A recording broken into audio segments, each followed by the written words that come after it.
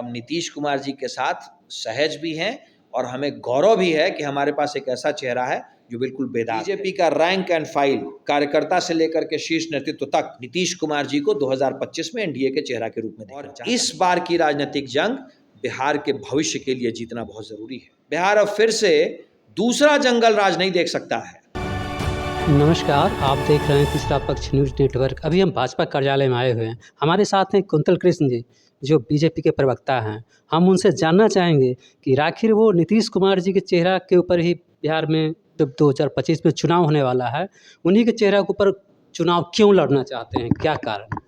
नीतीश जी के साथ भारतीय जनता पार्टी का एक स्वाभाविक गठजोड़ रहा है, आज की बात नहीं है। 1996 के करीब से तकरीबन 2.5-3 दशक हो गए, नीतीश कुमार जी और भारतीय जनता पार्टी स्वाभाविक राजनीतिक सहयोगी रहे हैं। नीतीश कुमार जी बिहार में जब जब भारतीय जनता पार्टी के साथ रहे हैं, तब तब भारतीय जनता पार्टी और एनडीए का सुशासन का जो कमिटमेंट रहा है बिहार के साथ, उस कमिटमेंट पे बात हुई। नीतीश कुमार जी आज के दिन में बिहार की राजनीति में सबसे वरिष्ठ और शायद उन चंद लोगों में से हैं जिनके राजनीतिक जीवन पे, जिनके सामाजिक जीवन पे कोई सवाल नहीं उठाया जा सकता है, कोई दाग नहीं उठाया जा सकता है। ऐसा तो नहीं है सर कि बीजेपी नीतीश कुमार जी को एक विकल्प के रूप में सिर्फ इस्तेमाल कर रहे हैं?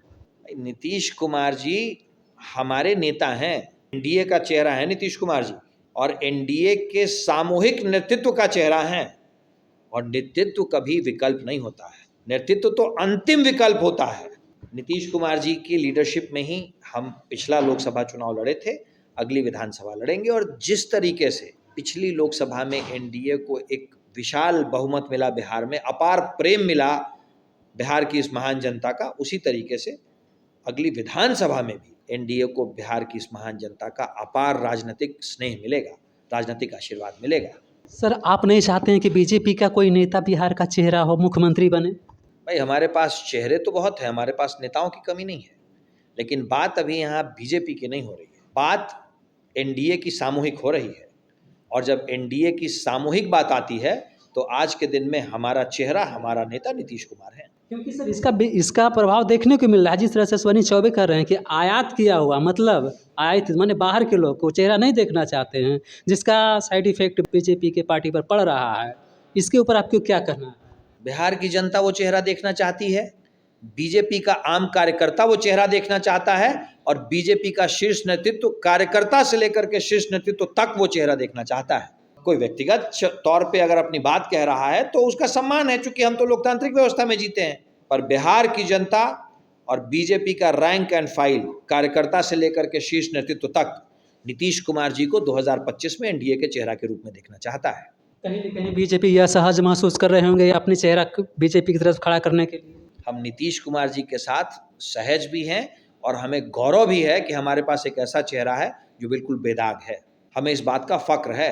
सर, बीजेपी इतनी बड़ी पार्टी है सर, इतने बड़े बिहार में लीडर हैं, फिर भी ये चेहरा सामने नहीं ला रहे हैं। ये तो बड़ी सोचने वाली बात है सर। क्या इसमें नेतृत्व की कमी है बीजेपी? बीजेपी गठबंधन धर्म भी निभाती है। बीजेपी ने जो कह दिया, बीजेपी के लिए वो धर्म हो जाता है। और बीजेपी ने अगर गठबंधन किया, बीजेपी ने अगर ये सोचा कि इस गठबंधन का नेतृत्व नीतीश कुमार करेंगे, तो वो हमारा धर्म है। अच्छी बात है कि आपने गठबंधन धर्म को पालन कर रहे हैं, लेकिन अपने लोगों को बलि चढ़ाकर धर्म को पालन करना ये कितना सही है? जो सब दिन अपने पार्टी के लिए समय दिए, कार्य किए, आखिर उनका भी अपेक्षा रहता है। क्या आपका अपेक्षा नहीं है कि हम भी कुछ आगे बढ़ें, कुछ बने? हमारे अपने लोग जिन्होंने बूंद बूंद से इस बीजेपी नामक तालाब को भरा है, उनकी इच्छा है कि एनडीए का नेतृत्व नीतीश कुमार करे। हमारे आम कार्यकर्ता की इच्छा है, और हमारे लिए हमारे आम कार्यकर्ता की इच्छा से ऊपर कोई चीज़ नहीं है। ये चुनाव है, चुनाव एक राजनीतिक जंग होती है, और इस बार की राजनीतिक जंग बिहार के भविष्य के लिए जीतना बहुत ज़रूरी है। बिहार अब फिर से दूसरा जंगल राज नहीं देख सकता है। लालू और राबड़ी के 15 साल के शासनकाल में बिहार 50 साल पीछे चला गया। बिहार के अपने भविष्य के लिए हमने सामूहिक निर्णय लिया है कि चेहरा नीतीश कुमार ही होंगे, और जीतेगी तो एनडीए ही। सर, जिस तरह से नीतीश कुमार जी का चेहरा है, छवि है उनका, सब लोग जानते हैं कि बिहार में कितनी बार पलट चुके हैं, और बीजेपी कह रही है या एनडीए के कह रहे हैं कि हम उन्हीं का चेहरा लेकर बिहार में चुनाव लड़ेंगे, तो क्या लगता है कि एक बार फिर यदि वो पलट जाएँगे तो फिर ये एनडीए का क्या होगा सर? 1996 से हमारे साथ है नीतीश कुमार जी। कभी कोई इंसान अगर गलती कर दे और वो अपनी गलती का एहसास कर ले, तो उसको उस गलती के साथ हमेशा नहीं जोड़ना चाहिए। नीतीश कुमार जी ने सरेआम सार्वजनिक मंच पे ये बात कही है कि मुझसे गलती हो गई थी और मैं इस गलती को मानता हूँ। नीतीश कुमार जी 96 से भारतीय जनता पार्टी के साथ हैं और भारतीय जनता पार्टी के सबसे पुराने सहयोगियों में हैं। हमने नीतीश कुमार जी को कभी नहीं छोड़ा और नीतीश कुमार जी ने सार्वजनिक मंच पे अब ये बात कह दी है। नीतीश कुमार जी के लिए बिहार की जनता देवता के समान, उनके जीवन का एक एक क्षण बिहार की जनता के लिए है और बिहार की जनता के सामने उन्होंने वायदा किया है कि अब वो सिर्फ बिहार के विकास की बात करेंगे और बिहार की विकास भारतीय जनता पार्टी के साथ ही संभव है। सर आप भी कुछ समय पहले अभी थोड़ी देर पहले बोले थे कि बिहार में वो जंगल राज नहीं आएगा। आपकी सर सरकार है, आपकी सरकार में लूट, हत्या, चोरी, बलात्कार, डकैती सब कुछ तो हो ही रहा है सर। तो यहाँ तक आप ही के प्रवक्ता कहते हैं कि जंगल राज के युवराज कौन? तो इस राज्य की तो आपकी सरकार है, तो आप ही का युवराज हुए ना सर। आपने शायद वो जंगल राज देखा नहीं है, आपकी उम्र तब शायद बहुत कम होगी। इस बिहार में वो जंगल राज था कि शाम के 5 बजे के बाद सड़कें सूनी हो जाती थी। लोग अपने नौनिहालों को बिहार से बाहर कलेजे पे पत्थर रख के भेजते थे, क्योंकि माता पिता को इस बात की चिंता रहती थी कि शाम को उनका बच्चा घर सकुशल वापस लौटेगा या नहीं। सरेआम दुकानों से नए सोफा सेट और कार तक उठा लिए जाते थे, चूंकि लालू प्रसाद यादव की बेटी की शादी होते रहती थी। उद्योगों पे ताले नजर आते थे, उद्योगपतियों का अपहरण रोज की अखबार की खबरें होती थी। वो था जंगल राज। आज के दिन में ये जो कुछ लोग ये जो गलतियां कर रहे हैं, कुछ लोग जो अपराध करने की कोशिश कर रहे हैं, उनको हमारी एक सलाह है, मुगालते में मत रहें।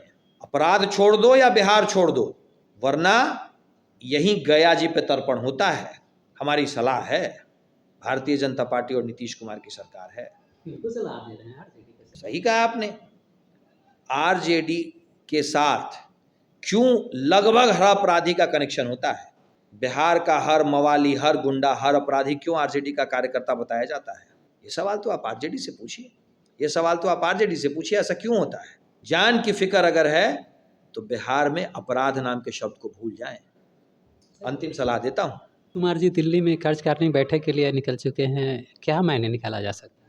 भाई हर चीज के मायने निकालना आप लोग बंद करें। राजनीतिक पार्टी है, राजनीतिक पार्टी की कार्यकारिणी बैठक एक रूटीन काम है। माने हो सकता है कि असवानी जी के विचारों को लेकर कहीं अपने पार्टी को संगठित करने के लिए कुछ ऐसा अगर आगे का प्लान अलग करने के तो नहीं कर सोच रहे हैं? ये कुछ बयान तो हमने भी आपके मार्फत से सुने हैं। नीतीश कुमार जी ने सुना होगा या नहीं सुना होगा, इस बात पे मुझे शंका है। नीतीश कुमार जी और बाकी लोगों के पास भी बिहार का विकास एक बहुत बड़ा काम है। ये छोटी मोटी बातें भाई व्यक्तिगत अपने अपने विचार लोग देते रहते हैं।